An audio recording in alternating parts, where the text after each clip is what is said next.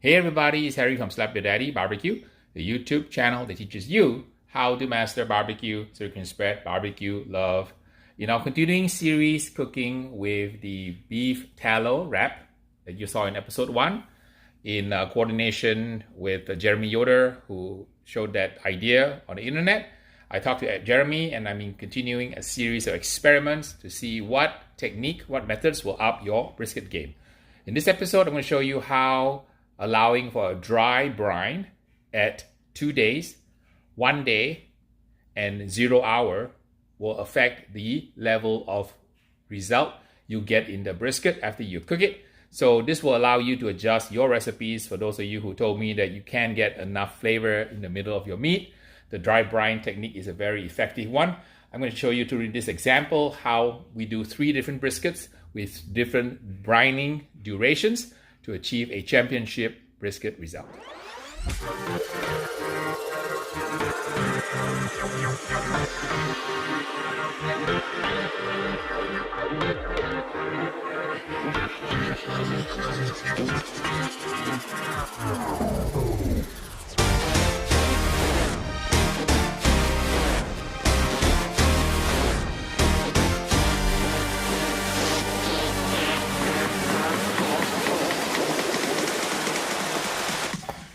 Let's season our 48-hour dry brine brisket. I'm going to put some of the au jus prep.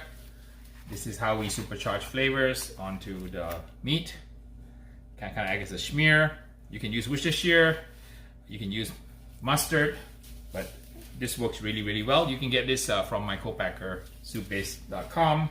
They're based out of Cleveland, Ohio, and they make all my rubs. And whenever you order my rub, it's actually shipped from Cleveland, and these folks make my rub every day. So you're gonna get everything that you order from me, super duper fresh, because we are really a small rub manufacturer, and we also make sauce. A nice layer of rub. I'm using my First Place Moolah beef rub. A lot of you have told me you like this rub. Gives great flavor. It's beautiful smoke ring. It's got a few kind of unusual items in there, like a shiitake mushroom powder, Worcestershire powder, because it gives you tremendous umami. I use this rub to win First Place USA in the KCBS Ranchers Reserve Beef Cup 2 years in a row. Actually, I won it 2 years in a row. First year with brisket, and then second year with the sirloin. So I'm very fortunate that this rub has done really well for me. Got a lot of nice ingredients and nice flavors that you can get. I always tell people, right, when you taste the rub raw, don't bother, because you really have to taste a rub after it's cooked. So when you buy a rub, you won't really know whether the rub is good or bad, or indifferent until you finish cooking it, because the true test of a rub is after the meat is cooked, because the heat will transform the rub, and sometimes the flavors will fuse, sometimes the flavors come together. But this one has been carefully calibrated. I've spent about 10 years developing this recipe here, and it works really well. Let's prepare the one for the 24-hour dry brine. Add a little bit of smear, a little bit of beef rub. This one is the one that's private label for distribution channel, which is Jealous Devil, who are my charcoal sponsors. It's the same as my moolah rub. Alright, on this one we're going to season it for 1 hour and put it in the pit. Brisket number 3.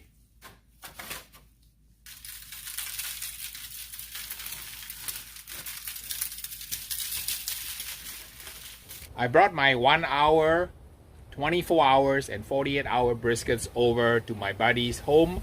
Winnie of Smoke Queen Barbecue is firing up her 500-gallon offset called Dragon. And since she's cooking her meat, I decided we'll do a collab, have her talk a little bit about how she cooks barbecue on her pit, and toss my briskets into her pit so we can see the results of my little test, showing you guys the differences in the dry brine period for a 1 hour brine, followed by a 24, followed by a 48-hour brine on my briskets.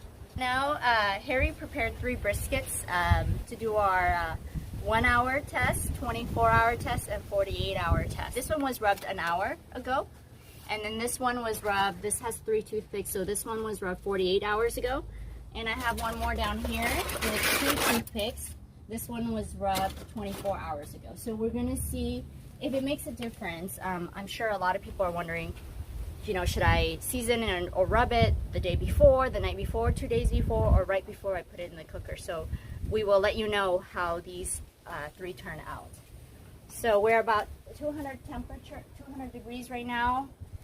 My sweet spot, I feel like it's somewhere here, kind of like the middle towards the end of the smoker. Over there sometimes gets a little too hot, and that's why I would rotate here. Sometimes doesn't get hot enough. So since we're only doing 3 briskets, I'm going to put them right here in my sweet spot. So first one I'm going to put is the 1 hour. And I'm going to put them fat side down with the point facing the firebox. Fat side down, or sorry, fat side up, point facing the firebox. And this is the 48 hour. We are about an hour into the cook for the briskets, and wow, they're coming out really nicely. The gorgeous color, right? So that's the characteristic of an offset. And when you have an offset, you get just absolutely beautiful color and the smoke flavor. So I'm going to spritz it. I want to tell people your secret spritz recipe. Oh, my super secret spritz recipe is 50% water and 50% apple cider vinegar. All right, folks, you heard it from Smoke Queen, Winnie. 5 monks, apple cider vinegar mixed with water. Why water? Because I guess it's more efficient. CNG, cheap and good, right? Cheap and good. Cheap and good. She Water's follows free. my school of process efficient and cost efficient, cheap and lazy methods, right? So she's spritzing it, and you got to be a little bit careful when you spritz. You don't want to knock the rub off. So we always say when the crust is beginning to form, spray gently every, say, 30 minutes or so. Once the crust is established, you can spray more and at shorter intervals. But on her pit, Winnie, your pit is about once every half hour, one every hour? Once every hour. Once every hour. I'm trying to do the point right here where it hits, the smoke hits it first. Okay. So. And for those of you who are noticing, on this 500 gallon, Winnie chose to cook it on the smoke stack side. This is a personal preference, so every pit's got its sweet spots, so you just need to find a sweet spot in your own pit. It's like right here. Right here is the sweet spot. Yep. All right. So now we're gonna mop with tallow. It's been about 5.5 hours, and the briskets are absolutely gorgeous. And we're ready to wrap them now. And we're gonna use Smoke Queen's proprietary method of using the pizza peel. So what you want to do also is you want to do the tip, get rid of some of the excess liquid. So you just tip your peel and the excess liquid will slide off. And number 3.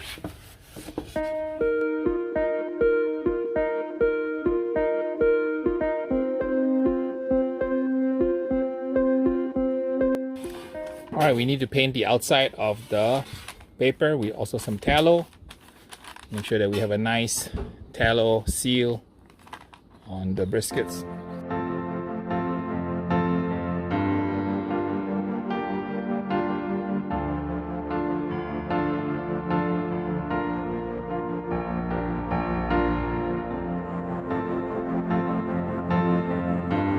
Hi, I'm Ian. I'm here to eat these briskets. I'm Shane, and I'm here to test these briskets. I'm Winnie, and I'm here to also freeload. Okay, so number 1. All right, this is number 1. Yep. All right. Let's see. Take this piece here. Winnie, you want to tell them 2 muscles also? So there are 2 muscles on here. There's the point and the flat. Flat right here. This one. This one. They're married, okay? So just so you guys know. All right. Take this fatty piece. We're moving to sample number 2. Sample number 2. Okay, I'll take this. Okay. Which one? This one or that one? Let's take that. Oh, it gets better and better.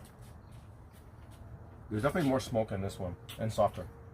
Yeah, can definitely sense that. All right, number 3.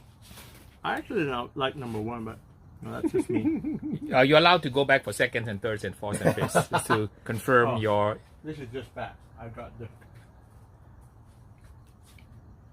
Go with this one. I don't need such a big piece though. Okay. All right.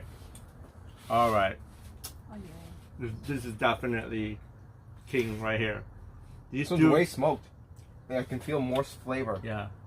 I'm It was going. all cooked the same amount of time? Mhm. There's more. Same seasoning, same everything. So you said one was 48 hours, 24 hours, and 1 hour. Yes. Okay, I think that's the 48 hours. I think that's the 24, and I think this is the 1 hour. That's my guess. I think this is the 48 hour. And because this one tasted better than this one, I think this is the 24 hour. And this is the... 1 hour? This is only 1 hour? And this is the 1 hour. So, please, Winnie. we need to do the review for Okay. our taste testers. So, what is your opinion in the first place? My opinion is it depends on which part of the brisket that you're tasting. Obviously, I go for one with a lot of bark. That's just me. But in terms of the flavoring inside, it's very subtle to me.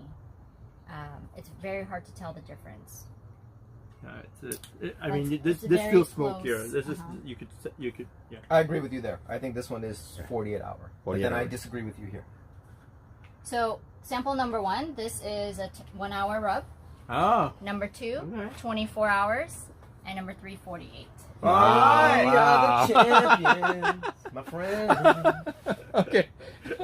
All right. So you guys have proven the hypothesis. The hypothesis is that if you allow the rub to sit on the meat longer, does it result in a better final Yeah. product? The answer is definitely yes, right? So Definitely. both of you said yes, and then Winnie says maybe. Maybe I took the wrong Yeah, you got. piece. I recommend you eat another piece. We gotta do second round. We gotta make sure that you confirm your findings here. Harry will introduce his thoughts, right? I immediately found the 48 hours more pleasurable, much more salinity. The flavor penetrated all to the middle of the meat because I was trying to taste the middle of the meat. That's why you saw me cutting on a cutting board. I was trying to eat the middle. And on the 2-day one, the flavor soaked all to the middle. The saltiness was a lot better. You just put it on the outside or do you inject No, it we put it inside? on the outside, but what happens is the salt ions, right? Because they're small ions, once they combine with the water, the salt ions migrate into the meat. So you don't inject it or anything We don't like that? inject it. No, this one we did not inject, right? Okay, So the 48-hour one, it seems like much more better flavor. Yes. Much more better flavor, right? I think that in terms of the tenderness, we cannot judge the tenderness because we didn't cook it to perfection, right? We just wanted to do a test to see the flavor penetration, especially the salt. And I think that one is the winner right here. The salt penetration is very good, and much nicer to eat, I think. Yeah. What would you say is the optimal time? Right now we are doing it at 2 days, right? So another test could be you do 3 days, and you do 4 days to the point where it becomes too salty. So that's why, like there's no shortcut with barbecue. You have to test, and you have to test, and you have to basically have an open mind to try to get to what we call barbecue perfection. What's your sweet spot? 3 days? I don't leave it overnight because I compete. So I show up on Friday, I have to cook on Friday. So I don't have much of a choice. So Okay. in competition, we inject. Yeah. That's how we expedite the process because we're delivering the salt in the middle of the meat using a syringe. This one is naturally diffusing into the meat. So You we just give found it out time. that 2 days is better. So Winnie, what lessons are you going to take from this test into your catering? So, 48 hours is kind of hard to scale. I think 24 is a good medium. And if I have to rub right before I smoke, I'm going to put a lot of extra rub on there just to make up for it. But definitely, if we can rub the day before, that would be optimal. To summarize, I think that the 48-hour was the best, and my judging panel generally agreed. So if you guys want to get better flavor from your brisket, it's okay to let it sit in about 48 hours in a dry brine. Allow the salt ions to penetrate the meat.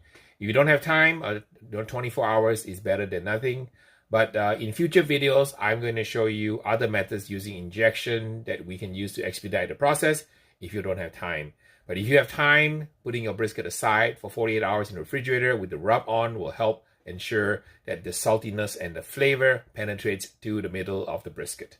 Thanks for stopping by, and please, if you have any questions, ask me in the description below. I'd like to do a shout out for my Patreons who are helping me cover the cost of all these briskets and doing all these videos for you so that the world will benefit and everyone can up their brisket game. Until the next video, we will see ya. So don't worry, I did save some of this brisket for Mr. Beans, and I'm going to go give him a taste test at home so he won't miss out on our little brisket test today.